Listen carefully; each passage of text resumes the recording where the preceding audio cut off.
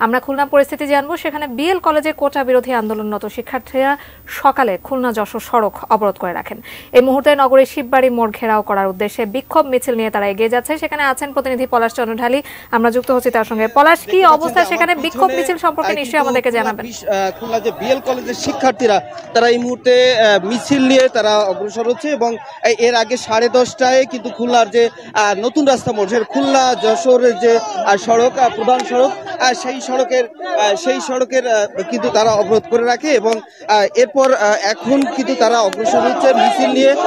যে তারা এখন যাচ্ছে খুলনার যে শিববাড়ি মোড় তারা ঘেরাও করার উদ্দেশ্যে তারা সেদিকে এগিয়ে যাচ্ছে এবং তারা যেটা আমাদেরকে বলেছে যে তাদের যে আন্দোলন, যেহেতু আপনি জানেন যে তারা আমাদেরকে বলেছে যে ছাত্রলীগ এবং পুলিশের যে হামলা, তাদের যে আন্দোলন, সেই আন্দোলনের উপরে তাদের যে হামলা হয়েছে, সেই হামলার প্রতিবাদ এবং কোটা বাতিলের দাবিতে কিন্তু তারা তাদের সেই আন্দোলনের অংশ হিসেবে কিন্তু তারা সকালে অবরোধ করে রাখে বিশ্ববিদ্যালয় খুলনা বিএল কলেজের শিক্ষার্থীরা।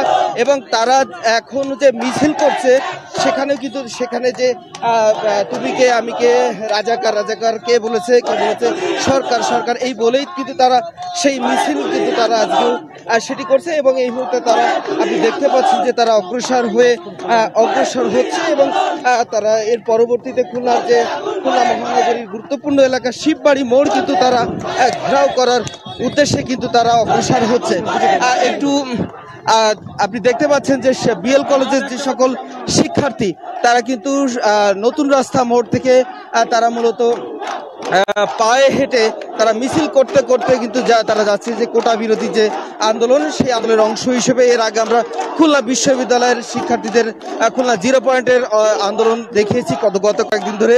আজকে তারা কিন্তু এখানে বিভিন্ন রকমের স্লোগান দিচ্ছে, কেউ বলছে ভুয়া, কেউ বলছে যে কোটা বাতিলের দাবি, এবং বিভিন্ন রকম স্লোগান দিয়ে কিন্তু তারা অগ্রসর হচ্ছে। এখানে কিন্তু